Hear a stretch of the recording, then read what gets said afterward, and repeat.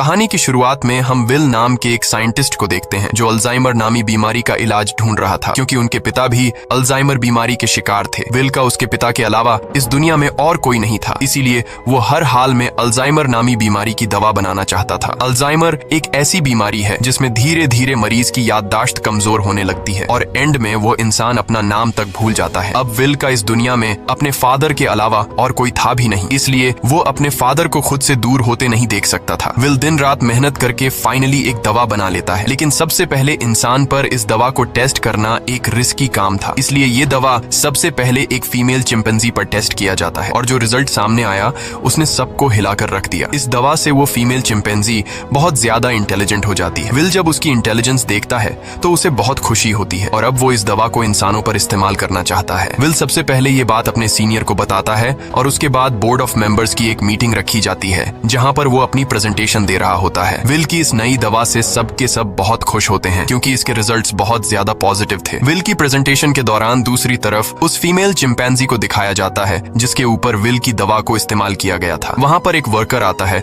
जो उसे वहां से दूसरी जगह शिफ्ट करना चाहता है, लेकिन आज उस चिंपैंजी का नेचर थोड़ा अलग था। वो उस जगह से दूसरी जगह शिफ्ट नहीं होना चाहती थी। जब वर्कर जबरदस्ती करता है तो उस चिंपैंजी को बहुत गुस्सा आता है। वो उस वर्कर का हाथ पकड़ लेती है और उसके बाद वहां से निकलकर चारों तरफ तोड़फोड़ करना शुरू कर देती है। वो काबू से बाहर हो गई और उस जगह पहुंच जाती है जहां पर बोर्ड ऑफ मेंबर्स की मीटिंग चल रही होती है। यहाँ पर विल चाहकर भी उसे कंट्रोल नहीं कर पाता क्योंकि ये चिंपैंजी बहुत ज्यादा गुस्से में होती है, इसलिए इस चिंपैंजी को गोली मारनी पड़ती है जिससे उस चिंपैंजी की मौके पर ही मौत हो गई। इस हादसे के बाद बोर्ड के मेंबर्स ने ये माना कि विल की दवा की वजह से ये चिंपैंजी एग्रेसिव हो गई थी और अब चिंपैंजी की मौत के साथ साथ विल का ये पूरा का पूरा एक्सपेरिमेंट भी पूरी तरह से खत्म हो गया है। बोर्ड के मेंबर्स ने लैब में रखे सारे चिंपैंजी को मारने का हुक्म दिया क्योंकि उन पर भी विल की बनाई हुई दवा का इस्तेमाल किया गया था। हालांकि विल अपने बॉस को कन्विंस करने की कोशिश करता है कि मेरी दवा में कोई प्रॉब्लम नहीं है, लेकिन उसका बॉस साफ साफ मना कर देता है। वो कहता है कि अगर तुम्हारी दवा में प्रॉब्लम नहीं होती तो वो चिंपैंजी इतना ज्यादा अग्रेसिव नहीं होती। विल की 5 सालों की एक्सपेरिमेंट अब जाया हो गई थी। वो अंदर लैब की तरफ जाता है, तभी उसके पास लैब का केयर टेकर आता है और उसे बताता है कि आपकी दवा में कोई भी प्रॉब्लम नहीं है। दरअसल चिंपैंजी आपकी दवा की वजह से अग्रेसिव नहीं हुई थी, बल्कि उसने उसी वक्त एक बच्चे को जन्म दिया था जिस वजह से वो गुस्से में आ गई थी क्योंकि उसे वहां से शिफ्ट किया जा रहा था। और अब विल को पूरी बात समझ में आ जाती है। वो वर्कर उसे कहता है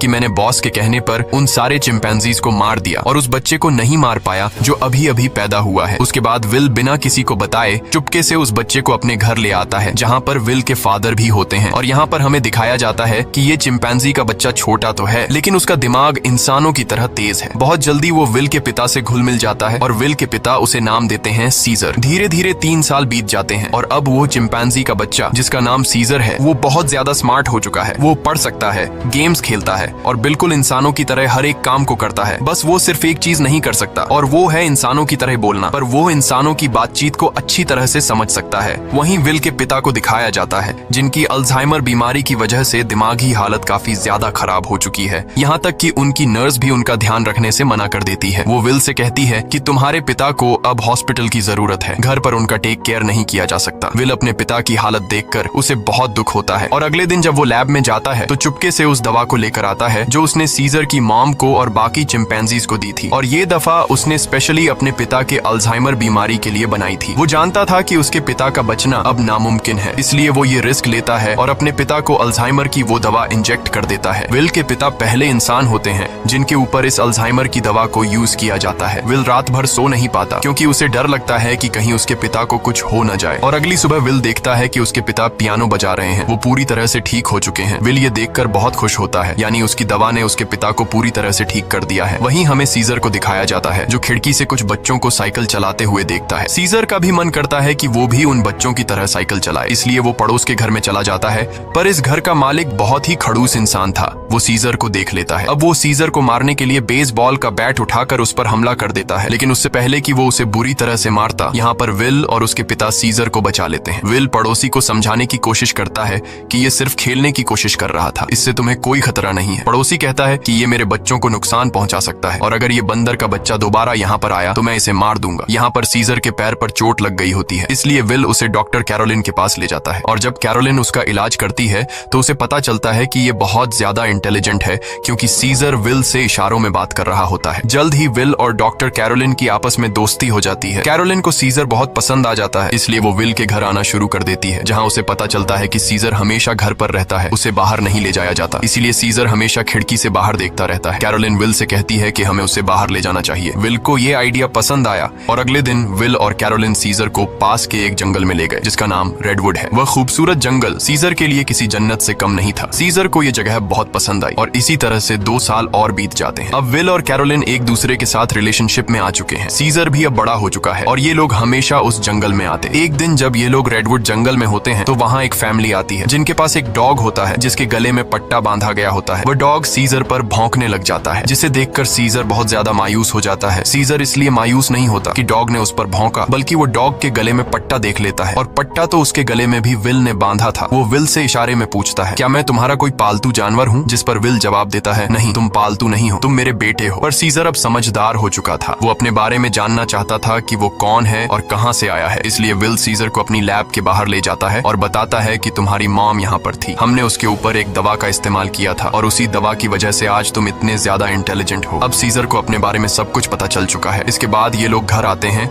जहाँ पर विल के पिता को दिखाया जाता है, जिनकी अल्जाइमर बीमारी अब वापस पहले जैसी हो चुकी है। वो चम्मच के उल्टे तरफ से खाना खाने लगा। विल समझ गया कि अब इस दवा ने उसके पिता के दिमाग पर असर करना छोड़ दिया है। इस बात से विल बहुत परेशान होता है और जब विल काम पर गया होता है तो विल के पिता का गाड़ी चलाने का मूड हो जाता है, लेकिन अल्जाइमर बीमारी की वजह से वो भूल चुके होते हैं कि गाड़ी को ड्राइव कैसे किया जाता है। जब वो कार स्टार्ट करता है तो उसे कार कंट्रोल नहीं हो पाती, इसलिए वो सीधा जाकर अपने पड़ोसी की गाड़ी को टक्कर मार देता है। पड़ोसी जब यह सब कुछ देखता है तो वो जल्दी से बाहर आ जाता है। ये वही पड़ोसी है जिसने कुछ साल पहले सीजर को मारा था और अब वो विल के पिता को कॉलर से पकड़कर गाड़ी से बाहर निकालता है, उन्हें मारने लगता है। तभी अचानक खिड़की से सीजर की नजर उन पर पड़ती है और जब वह देखता है कि उनका पड़ोसी विल के पिता को मार रहा है तो वह अपने आप को कंट्रोल नहीं कर पाता। वो बाहर आता है और उस पर हमला कर देता है। सीजर इतना गुस्से में आ गया होता है कि वो उस पड़ोसी की उंगली काट लेता है, जिसके बाद उनका पड़ोसी विल के चिंपैंजी सीजर पर कोर्ट में केस करता है। इसीलिए कोर्ट ये फैसला करती है कि अब सीजर को घर पर नहीं रखा जा सकता। तब यहाँ एनिमल कंट्रोल टीम आती है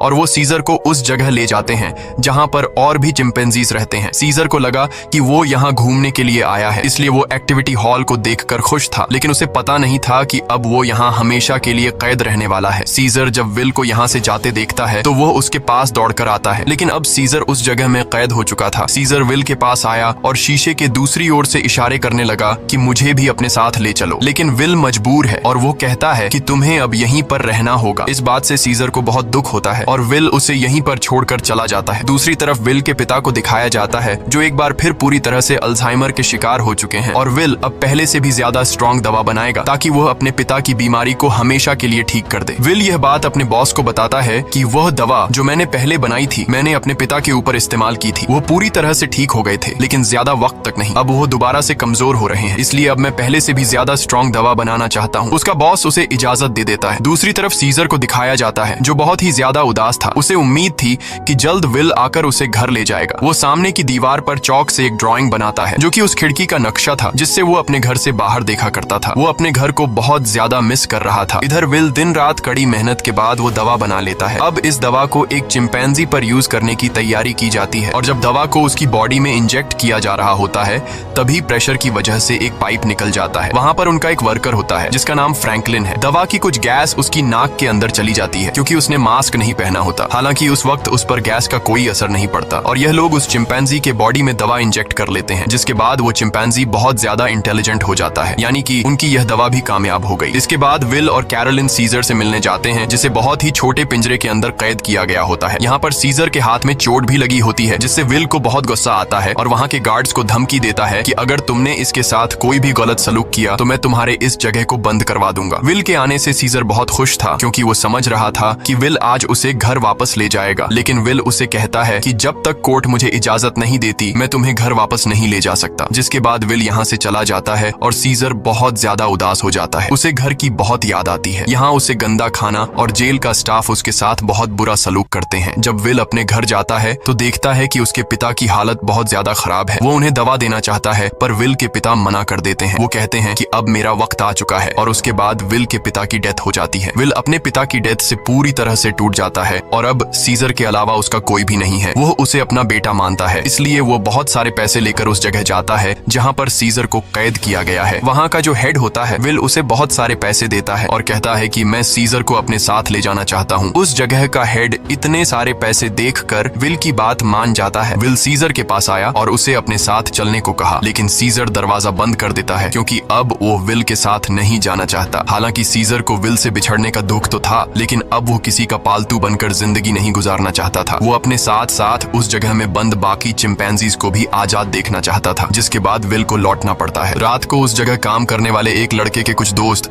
यहाँ पर चिंपैंजीज को देखने के लिए आते हैं और जब इनमें से एक लड़का सीजर के पास आता है तो सीजर उसे पकड़कर अपनी तरफ खींचता है और उसकी जेब से चाकू निकाल लेता है। उस चाकू से सीजर रात को अपने सेल का गेट खोल लेता है। उसके बाद वो सेल से निकलकर चुपके से छत के रास्ते से होते हुए सीधा विल के घर पहुंच जाता है, जहां पर उसे वो नई दवा मिल जाती है जो विल ने अल्जाइमर के नए पेशेंट्स के लिए बनाई थी। और अब इस दवा को लेकर वापस वो उसी जगह आ जाता है जहां पर बाकी चिंपैंजीज को कैद किया गया है और वहां पर उस दवा को खोल देता है, जिससे सारी की सारी गैस चिंपैंजीज इनहेल कर लेते हैं। जिसके बाद सबके सब चिंपैंजीज सीजर की तरह इंटेलिजेंट हो जाते हैं। उनके अंदर सोचने समझने की शक्ति आ जाती है और सीजर का पहला मिशन भी यही था कि सब चिंपैंजीज मेरी तरह इंटेलिजेंट हो जाएं, तभी हम सब इस जगह से भाग पाएंगे। और वो ऐसा करने में कामयाब हो गया। लेकिन दूसरी तरफ फ्रैंकलिन, जिसका गलती से वो गैस नाक के जरिए अंदर चली गई थी, उसकी डेथ हो जाती है। इसका मतलब ये है कि यह दवा सिर्फ चिंपैंजीज पर असर करती है और इंसानों को यह दवा मार देती है। वहीं सीजर को दिखाया जाता है जो अब बाकी चिंपैंजीज के साथ उस जगह से भागना चाहता है, लेकिन तभी वहां का एक वर्कर जो सब चिंपैंजीज को बहुत टॉर्चर किया करता था वो आ जाता है और जब वो अपनी करंट वाली स्टिक से उन्हें करंट लगाने की कोशिश करता है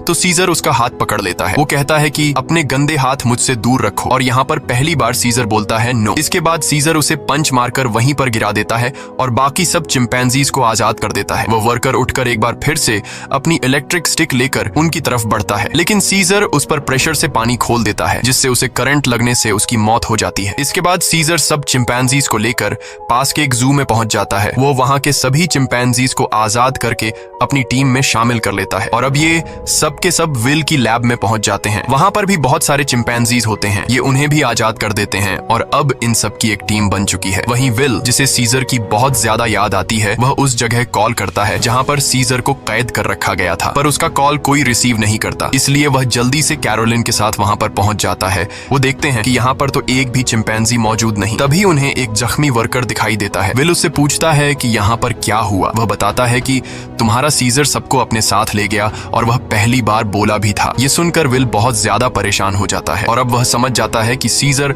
अपने सभी साथियों के साथ रेडवुड जा रहा है, जहां पर बचपन में उसे ले जाया करता था। सीजर शहर के रास्ते से अपने साथियों के साथ आगे की तरफ बढ़ रहा होता है। रास्ते में एक ब्रिज आता है जहां पर पुलिस उनका रास्ता रोक लेती है और इसके बाद चिंपैंजीज और पुलिस के बीच में एक बहुत बड़ी फाइट होती है। हालांकि सीजर का मकसद इंसानों को चोट पहुंचाना नहीं था, बल्कि अपने चिंपैंजी भाइयों को आजाद करके उन्हें रेडवुड जंगल तक पहुंचाना था। उनके ऊपर हेलीकॉप्टर से हमला किया जाता है और जब सीजर को नुकसान पहुंचने वाला होता है तो तभी वहां पर एक गोरिल्ला हेलीकॉप्टर के ऊपर कूद जाता है और हेलीकॉप्टर को क्रैश कर देता है, जिससे उसकी जान चली जाती है। और तभी वहां पर कोबा नामी चिंपैंजी आता है। कोबा वही चिंपैंजी है जिसकी बॉडी पर लैब में एक्सपेरिमेंट किया गया था, जो उस आदमी को मार देता है जो हेलीकॉप्टर से उन पर गोलियां चला रहा था। यहाँ जब एक गोरिल्ला पुलिस वाले को चीरने वाला था तब सीजर उसे रोक लेता है, क्योंकि सीजर पुलिस वालों को रोकना चाहता था, उन्हें मारना नहीं। अब ये सब के सब ब्रिज को क्रॉस कर रेडवुड पार्क पहुंच जाते हैं, जहां पर विल भी कुछ देर में पहुंच जाता है। वो सीजर को आवाजें देने लगता है। इस दौरान एक दूसरा चिंपैंजी विल पर हमला करने वाला होता है कि तभी सीजर उसे रोकता है। विल सीजर से कहता है कि तुम मेरे साथ घर चलो, नाराजगी छोड़ दो, नहीं तो पुलिस तुम सबको मार देगी। सीजर विल को अपने गले लगाता है और उसके कान में कहता है कि अब यही मेरा घर है। और विल समझ जाता है कि सीजर को उसकी दुनिया मिल चुकी है, वह उसके साथ लौट कर नहीं आएगा। विल सीजर से कहता है ठीक है, ये तुम्हारी जिंदगी है, जी लो इसे। जिसके बाद विल सीजर को यहीं छोड़कर चला जाता है। अब सीजर और उसके साथियों की यह एक नई दुनिया है और सीजर इन सब का लीडर है। वहीं हमें विल के पड़ोसी को दिखाया जाता है जिसकी उंगली सीजर ने काटी थी और अचानक उसकी नाक से खून निकलने लगता है। दरअसल फ्रैंकलिन, जो विल का कोलीग था जिसने एक्सपेरिमेंट के दौरान गैस इनहेल कर ली थी, वो ये सब कुछ बताने के लिए विल के घर आया था। लेकिन विल घर पर न होने की वजह से फ्रैंकलिन उसके पड़ोसी के पास गया। अचानक उसे खांसी आई जिससे खून के छींटे उसके ऊपर गिर गए और अब ये भी उस वायरस से इन्फेक्टेड है। दरअसल ये एक पायलट होता है जो कि इंटरनेशनल फ्लाइट्स उड़ाता है। इसका मतलब ये वायरस पूरी दुनिया में फैला देगा, जिससे पूरी दुनिया बदल जाएगी, और होता भी ऐसा ही है। इस मूवी का सेकंड पार्ट 2014 में आया था, जिसमें दिखाया जाता है कि वायरस को फैले हुए आज 10 साल हो चुके हैं और दुनिया से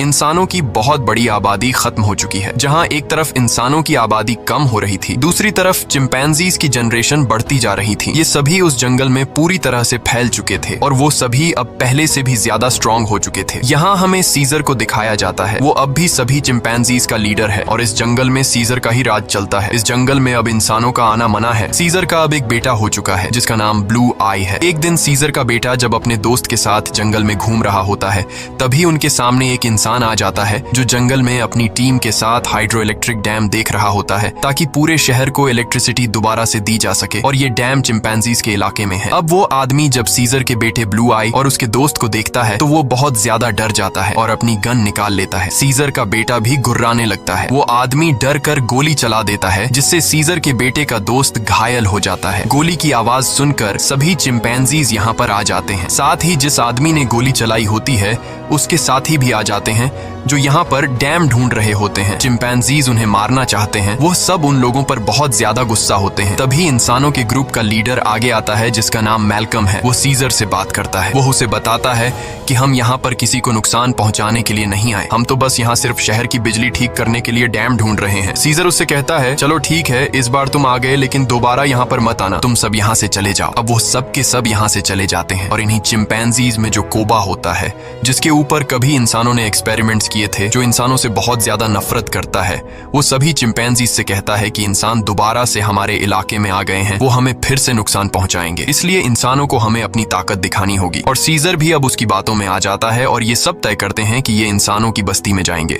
और अब सीजर अपने घोड़े पर बैठकर सबके आगे होता है। उसके साथ सभी चिंपैंजीज इंसानों के इलाके में जाते हैं। यहाँ पर दिखाया जाता है कि जो पहले रोशनियों से चमकने वाला एक खूबसूरत शहर हुआ करता था, अब वो पूरी तरह से वीरान हो चुका है। यहाँ पर टेक्नोलॉजी और बहुत सारी चीजें अब पूरी तरह से खत्म हो चुकी हैं। सीजर अपनी पूरी सेना को लेकर इंसानों के इलाके में पहुंच जाता है, जहां पर मैल्कम एक बार फिर से सीजर के सामने आता है और वो सीजर से कहता है कि हम तुमसे माफी मांग चुके हैं। सीजर कहता है कि आज के बाद अगर हमारे इलाके में कोई भी आया तो हम उसे मार देंगे। हम युद्ध नहीं चाहते, लेकिन अगर इंसानों ने दोबारा हमारे इलाके में आने की कोशिश की तो हम किसी को नहीं छोड़ेंगे। यहाँ पर कोबा भी होता है। कोबा चाहता है कि वो इंसानों से युद्ध लड़े, लेकिन सीजर इंसानों को वार्निंग देकर यहाँ से पूरी सेना के साथ निकल जाता है। वही मैल्कम को दिखाया जाता है जो बहुत ज्यादा परेशान होता है क्योंकि जिस जगह में ये लोग रह रहे थे वहां पर बिजली नहीं थी और उनका पावर प्लांट खास उसी जगह में था जहां पर चिंपैंजीज का इलाका था। वहां पर जाना मतलब अपनी मौत को दावत देना है, लेकिन सारी जिंदगी ये लोग बिना इलेक्ट्रिसिटी के तो नहीं रह सकते थे, इसलिए उन्हें हर हाल में वहां पर जाकर बिजली ठीक करनी थी। मैल्कम अपने सीनियर से कहता है कि हमें एक बार सीजर से बात करके देखना चाहिए, क्या पता वो हमारी तकलीफ को समझ ले। जिसके बाद मैल्कम अपनी फैमिली और एक ग्रुप लेकर वहां जंगल के बाहर पहुंच जाता है। मैल्कम जब सीजर को अपनी सारी सिचुएशन बताता है तो सीजर समझ जाता है क्योंकि वो इंसानों के साथ रह चुका है। उसे पता है कि इलेक्ट्रिसिटी का मतलब क्या है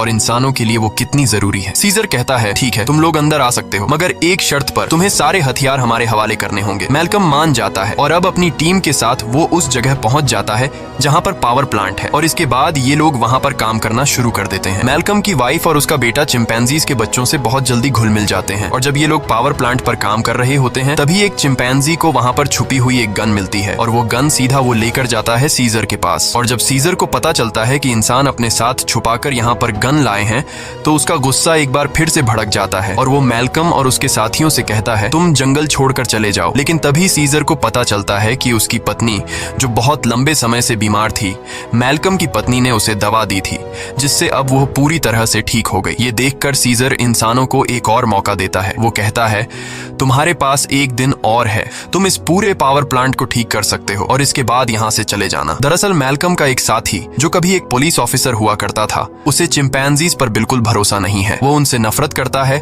और वो यहाँ पर गन्स लेकर आया होता है। उनके पास और भी गन्स होते हैं और जब ये लोग गन्स एक दूसरे को पास कर रहे होते हैं तो ऊपर से कोबा देख लेता है। कोबा गुस्से से लाल हो जाता है कि ये इंसान तो बिल्कुल भी भरोसे के लायक नहीं है और कोबा इंसानों से बहुत ज्यादा नफरत करता है और वो जल्दी से सीजर के पास जाता है। वो उसे बताता है कि इंसानों के पास और भी हथियार हैं, इंसान भरोसे के लायक नहीं है, तुम्हें उन्हें हमारे इलाके से निकालना होगा। जिस पर सीजर उसे सब्र रखने को कहता है। इस बात से कोबा को गुस्सा आता है। वो कहता है तुम्हें अपने साथियों की बिल्कुल भी परवाह नहीं है, तुम इंसानों से प्यार करते हो क्योंकि तुम भी उन्हीं में से एक हो। और अब सीजर को इस बात पर गुस्सा आता है और वो कोबा पर हमला कर देता है। सीजर उसे बहुत बुरी तरह से घायल कर देता है। कोबा अब बदले की आग में जलने लगा। वो यहाँ यहाँ से सीधा उस जगह जाता है जहाँ पर इंसान और उनके हथियार हैं। वो वहाँ से इंसानों के हथियार लेता है और बहुत सारे इंसानों को मार देता है और उन्हें मारने के बाद वापस वो अपने इलाके में आता है जहाँ पर वो अपने ही चिंपैंजीज के कई घरों को आग लगा देता है। और जब मौका देखता है कि सीजर बिल्कुल अकेला है, उसके पास कोई भी नहीं है, तो वो चुपके से सीजर को भी गोली मार देता है। सीजर वहीं झाड़ियों में गिर जाता है। इसके बाद कोबा अब सभी चिंपैंजीज के पास जाता है और कहता है, इंसानों ने हमारे घर जला दिए और हमारे लीडर सीजर को भी मार दिया। वो हम पर हमला कर रहे हैं, हमें उन्हें सबक सिखाना होगा। कोबा इंसानों के खिलाफ युद्ध का ऐलान कर देता है। साथ ही वो यह भी ऐलान करता है कि अब मैं तुम सब का लीडर हूँ। इसे सब लीडर मान लेते हैं और इंसानों से युद्ध लड़ने के लिए तैयार हो जाते हैं। दूसरी तरफ इंसानों को दिखाया जाता है जहाँ उनके घरों में अब लाइट आ चुकी होती है क्योंकि पावर प्लांट ठीक हो चुका है। वो सब एक साथ मिलकर एंजॉय कर रहे होते हैं। वहीं कोबा अपनी पूरी सेना के साथ उस जगह पहुंच जाता है जहाँ पर इंसानों के हथियार हैं। सबसे पहले ये चिंपैंजीज इंसानों के हथियार को लूटते हैं और इसके बाद उन्हीं हथियारों से इंसानों के ऊपर हमला कर देते हैं। कई इंसानों को मार दिया जाता है। यहाँ पर वो छोटा चिंपैंजी भी होता है जिसे जंगल में एक इंसान ने गोली मारी थी और अब कोबा उसे हथियार देता है और कहता है, तुम्हें इंसानों को मारना होगा। पर वह मना कर देता है क्योंकि सीजर ने उसे सिखाया था कि कभी भी किसी भी इंसान पर बिना वजह हमला मत करना। और जब वो बच्चा कोबा का ऑर्डर नहीं मानता तो कोबा उसे मार देता है। साथ ही जो चिंपैंजीज उसका हुक्म नहीं मानते वो उन्हें कैद कर लेता है। वही जंगल में मैल्कम और उसकी वाइफ शहर की तरफ आ रहे होते हैं। तभी वहाँ पर उन्हें सीजर दिखता है जो बहुत बुरी तरह से घायल होता है। वो सीजर को अपनी गाड़ी में बैठाकर अपने घर ले आते हैं। वो उसका ट्रीटमेंट करते हैं और सीजर का अच्छी तरह से ख्याल रखते हैं जिससे सीजर की जान में दोबारा जान आ जाती है। सीजर के होश में आने के बाद वो उन्हें बताता है कि मेरे पर हमला मेरे साथी ने किया है जिसका नाम है कोबा। मैल्कम को भी यहाँ पर पूरी बात समझ में आ जाती है। सीजर पूरी तरह से ठीक नहीं था, इसीलिए उसे पूरी तरह से रिकवर करने के लिए मैल्कम मेडिसिन लाने के लिए स्टोर पर जाता है और तभी उसके सामने सीजर का बेटा आ जाता है जिसके हाथ में गन होती है। वो मैल्कम को शूट करने वाला होता है कि मैल्कम उसे बता देता है, तुम्हारे पिता सीजर अब भी जिंदा हैं। वो हमारे पास हैं और उन्हें और किसी ने नहीं बल्कि कोबा ने शूट किया है। इसके बाद मैल्कम सीजर के बेटे को अपने घर ले आता है। वो अपने पिता को जिंदा देखकर बहुत खुश हो जाता है, जहाँ पर सीजर का बेटा सीजर को बताता है कि किस तरह से कोबा ने अपने आप को लीडर बनाया और उसने बाहर की दुनिया में मासूम लोगों की जान ली। सीजर के बेटे को भी अब पता चल चुका है कि उसके पिता सीजर पर और किसी ने नहीं बल्कि कोबा ने गोली चलाई थी। इसीलिए अब वह वापस उसी जगह जाता है जहाँ पर कोबा ने इंसानों को और बहुत सारे चिंपैंजीज को बंदी बनाकर रखा है। सीजर का बेटा सबको आजाद कर देता है। मैल्कम भी उनका साथ देता है और वो उन सबको टावर के अंदर ले आता है जहाँ पर उसकी मुलाकात वही पुलिस ऑफिसर से होती है। वह ऑफिसर मैल्कम को बताता है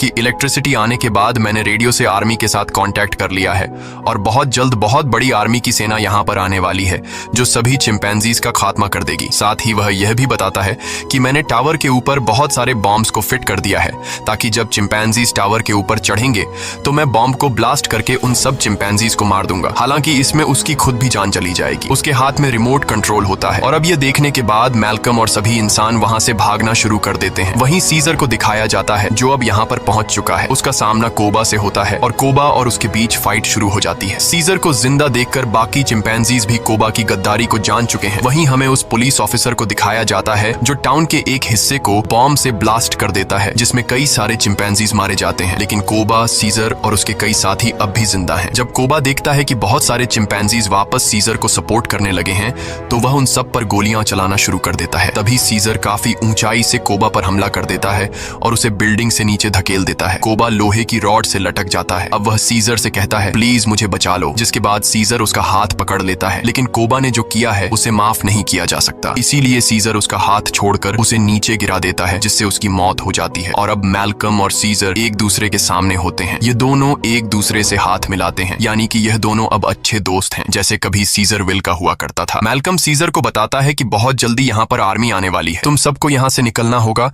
ताकि इस जंग को रोका जा सके। सीजर कहता है कि अब इंसानों और चिंपैंजीज के बीच जो वॉर है उसे कभी खत्म नहीं किया जा सकता। इसी के साथ यह कहानी खत्म हो जाती है। अगर वीडियो आपको अच्छी लगी हो तो हमारे चैनल को सब्सक्राइब और वीडियो को लाइक जरूर कीजिएगा।